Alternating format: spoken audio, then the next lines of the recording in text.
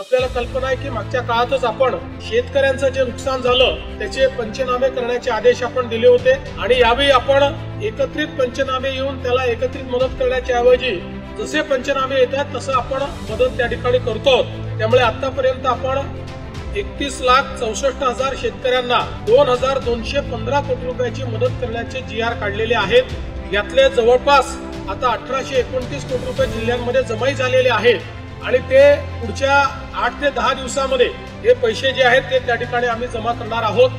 त्यामुळे जवळपास हे 2,215 कोटी रुपये हे तर जमा होतीलच, पण यासोबत अद्यापही हे काम थांबलेलं नाहीये, कारण नवनवीन ठिकाणी पाऊस पडतोय, त्या ठिकाणचे पंचनामे करणे आणि त्या ठिकाणी मदत करणे हे आता ऑनगोईंग काम राहणार आहे। त्यामुळे एखाद्या जिल्ह्यामध्ये आता आपल्याला जरी कमी पैशाची मदत दिसत असली तरी तिथलं काम चाललेलं आहे, ते काम काही थांबवलेलं नाहीये।